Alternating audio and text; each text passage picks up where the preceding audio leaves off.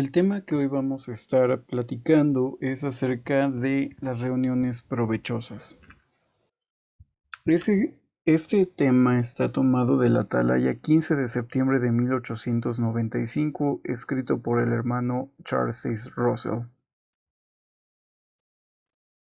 Se ha tomado este tema para ver cómo era la organización de los estudiantes de la Biblia, o sea, su forma en que se organizaban sus reuniones en aquellos años.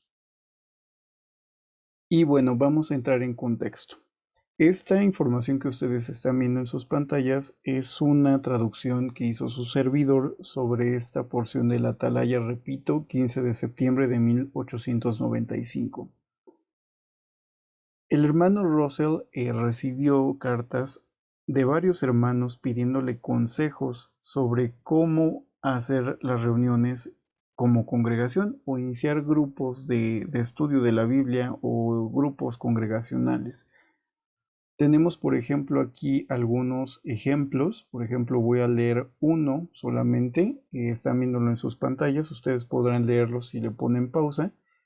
Por ejemplo, el hermano Joshua Green le comenta que él se mudó de vecindario. Él se muda de casa y encuentra que en esta nueva localidad es un buen campo para la predicación o la obra de evangelismo, y le menciona que él ha estado entregando tratados hacia las personas que ya han manifestado algún interés sobre la verdad. También ha estado platicando con ellos abiertamente sobre temas bíblicos y esas personas se han comprometido a asistir a su casa para reuniones espirituales, ¿no? Para reuniones de lectura de la Biblia o de estudio bíblico.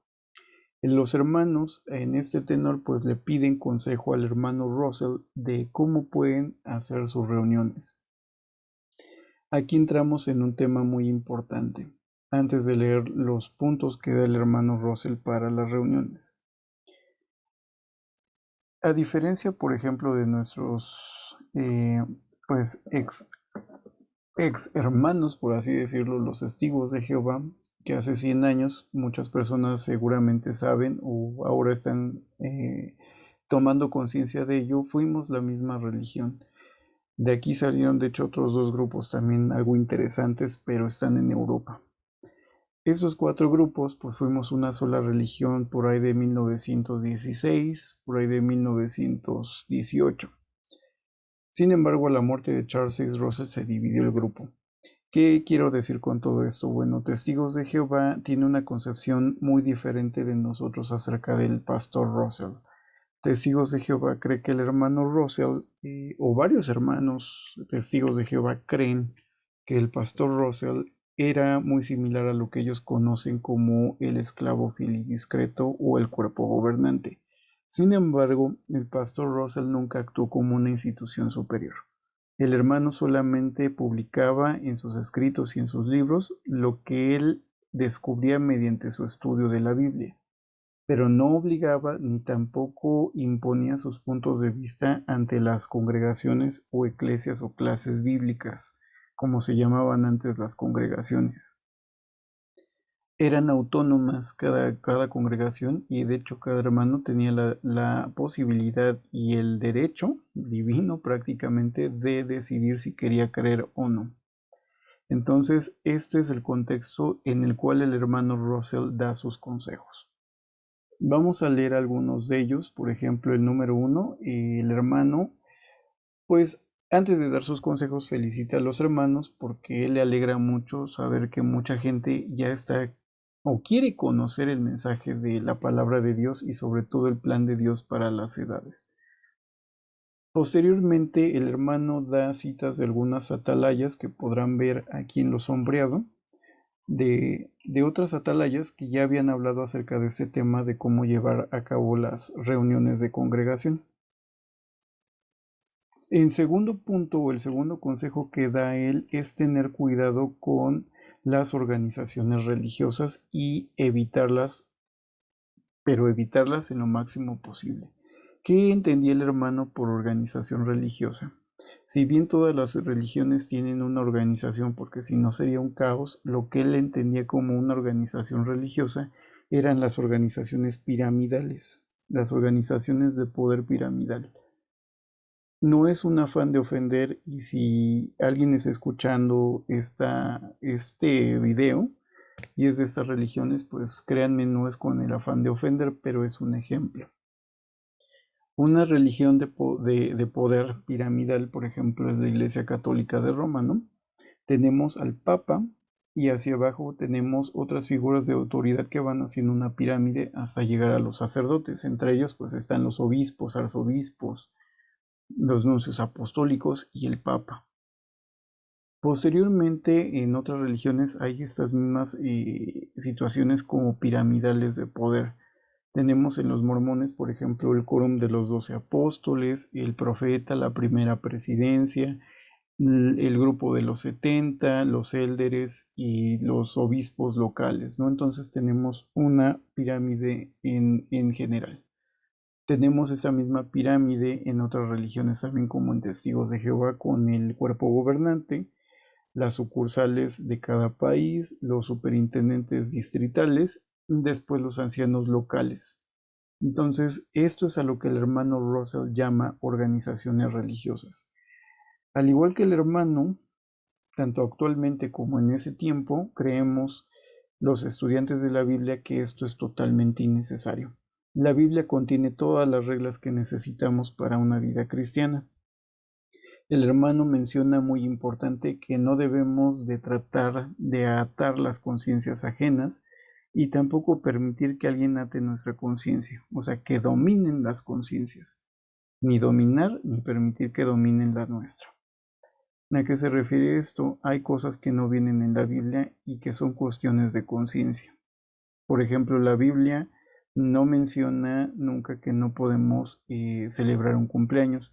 Si bien, como dicen los hermanos testigos y otras religiones, pues mencionan que los únicos cumpleaños en la Biblia siempre hubo un muerto y no era de gente cristiana ni adoradora de Dios, tampoco no se lo prohibió el pueblo de Dios. Entonces es un tema de conciencia. Entre otros temas, por ejemplo, la sangre dentro de Testigos de Jehová o en el caso de los mormones, pues el tomar café o el tomar Coca-Cola porque la nicotina lo ven como una droga. Entonces, esos son temas de conciencia realmente, ¿no? Bueno, sobre este tema entonces el hermano Russell menciona que no debemos de atar las conciencias ajenas ni tampoco permitir que aten la nuestra. Eso es un ejemplo de cosas triviales, por así decirlo, pero en cosas más delicadas que hubiera un error doctrinal, si nosotros le permitimos a alguien que nos diga qué es lo que tenemos que creer, si esa persona se equivoca, todos vamos a ir a dar ese mismo hoyo espiritual con esa persona. Entonces, ahí es donde debemos de tener cuidado con las organizaciones religiosas. Dice el hermano, y creemos actualmente, crea y obedezca hasta donde usted pueda entender la palabra de Dios ahora. Y de esta forma continúe creciendo en gracia, conocimiento y amor día a día. El hermano Russell posteriormente da el siguiente consejo, su tercer consejo, que es que debemos de reunirnos y los hermanos debían reunirse como hermanos, como creyentes, obviamente creyentes en lo que viene en la Biblia, creyentes en Jesucristo, creyentes que el sacrificio de Cristo provee la salvación por su sangre, la sangre derramada que es la remisión de pecados y nos libra del pecado y de su castigo, que no es el infierno, es la muerte. Eso es lo que hemos creído desde la fundación de los estudiantes de la Biblia.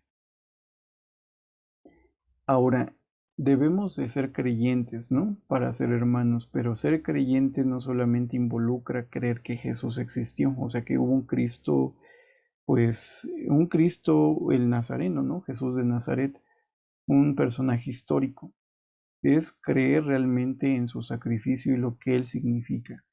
Nos pone un ejemplo que espero no suene mal porque no era el punto del hermano ni tampoco de esta disertación, pero por ejemplo un judío, una persona creyente del Islam, cualquier persona, pues sabe que Cristo existió, pero no cree en él, o sea, solamente cree que existió. Entonces ellos reconocen abiertamente que existió, pero no lo reconocen como hijo de Dios ni como Salvador. Ahí es la diferencia. Entonces, debe de ser una congregación de creyentes. También nos menciona el hermano que, bueno, todos los que se reúnan en congregación, pues debe de ser mediante una resolución, ¿no? Que ya no van a vivir para sí mismos, o sea, que están buscando agradar a Dios. Entonces el hermano nos cita según a los Corintios 5:15 que les invito a leer en casa. Las reuniones, bueno, deben de tener ciertos objetivos y el hermano Russell nos habla acerca de que las reuniones, su objetivo principal es la adoración, la alabanza y la oración.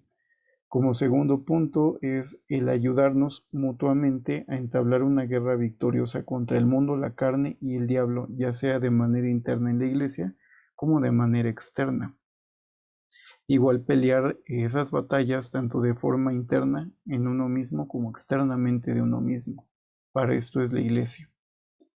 También nos menciona que para lograr dichos objetivos es importante el estudio de la palabra de Dios, la cual nos proporciona pues lo que necesitamos para poder caminar por ese camino angosto que conduce a las bendiciones de Dios que Dios ha preparado para nosotros y para todos aquellos que le aman y han demostrado su amor con esfuerzos.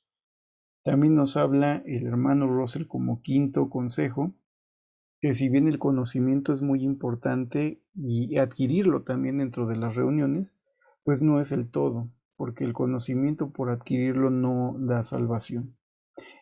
Pero también debemos ir edificando nuestros caracteres para hacer una copia, una calca del carácter del Hijo de Dios. Solo así seremos aceptados por Dios en Cristo. Entonces es importante ese punto, que el conocimiento vaya acompañado de un cambio en la personalidad. Y eso es una de las funciones que debe de cumplir la iglesia. El hermano también nos menciona que bien, después de la adoración, la alabanza y la oración, el estudio de la Biblia debe observarse en dos partes.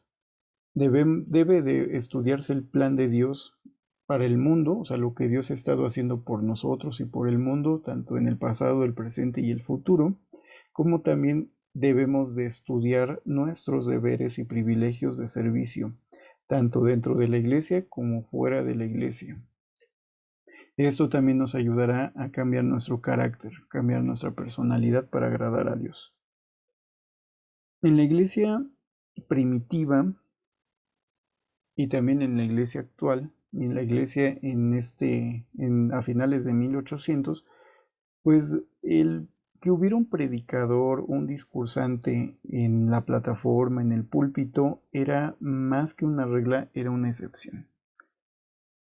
¿Por qué una excepción? En la Biblia no menciona directamente que haya alguien que tenga que estarnos diciendo qué hacer cada 8 días, cada domingo, cada sábado en el púlpito.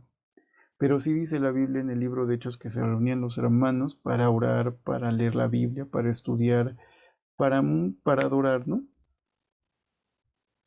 Entonces, esa es una excepción. De hecho, el hermano da puntos muy interesantes. Debe de ser una excepción, o sea, debe de haber un hermano solo de forma excepcional cuando el hermano cumpla con las calificaciones necesarias para ser un predicador frente a la congregación. Y da unas pautas, por ejemplo, que esta persona haya entendido de forma clara la verdad que viene en la Biblia y que tenga la capacidad de exponerla de forma útil al rebaño de Dios. También nos menciona que debe de tener aptitudes buenas como una buena voz, una buena educación para hablar y otro tema y yo creo que es el más importante, que es una persona mansa, que no se ande vanagloriando, que no se enseñoree del rebaño de Dios, que predique la verdad de Cristo y no sus propias ideas. Entonces sigue mencionando, por ejemplo, aquí en la atalaya el hermano, ya sea que haya una predicación en el púlpito o no, menciona que hay reuniones en las cuales todos los hermanos y las hermanas deben de estar y estas reuniones se deben de mantener. Y bueno, el punto es que en esas reuniones cada uno dé lo mejor de sí para que podamos recibir también las cosas buenas de los demás, que sea una ayuda mutua. El hermano nos menciona, por ejemplo, o cita Romanos 14:19, Efesios 4:11 al 32 Y la primera carta a los Tesalonicenses, capítulo 5, versículo 11. El hermano nos da por último un consejo adicional. Menciona como pregunta: ¿cuál es nuestra base en la cual podemos conocer la verdad y comprobarla como congregación? Pues bueno, el hermano y los editores de la Atalaya responden: la palabra de Dios es útil para enseñar, para disciplinar o redarguir, para corregir, para instruir en justicia, a fin de que el hombre de Dios sea perfecto, en conocimiento y conducta, enteramente preparado para toda buena obra, según lo registra 2 Timoteo 3, 16, 17. Aquí sí quiero hacer un breve paréntesis. La iglesia puede conocer la verdad y comprobar que lo que se dice es verdad mediante este proceso, y esto es un proceso. La Biblia nos enseña lo que Dios espera de nosotros. Cuando conocemos lo que Dios quiere de nosotros, entonces nos reprende, nos redarguye o, pues sí, nos reprende o nos redarguye. Y una vez que nos ha reprendido, entonces nos corrige para no volver a cometer ese error. Y luego nos instruye para no cometer más errores y practicar la justicia, vivir en justicia. Y de esa manera podemos ser un hombre perfecto delante de Dios. Entonces es importante entender este texto, que es la clave del estudio de la Biblia. Este tema se escogió para que aquellos que hablen español quieran empezar a congregarse o quieran comenzar estudios bíblicos, un estudio congregacional, pues tengan algunas de las pautas que el hermano Russell dio a los hermanos de su tiempo. Es importante mencionar nuevamente que el hermano Russell no actuó como una institución superior, solamente dio consejos, y que esos consejos, pues cada uno debe de pensar en ellos y pensar si quiere tomarlos o no, qué es lo mejor que se acomoda a sus circunstancias. Les agradezco mucho que hayan visto este video. Que Jehová les bendiga.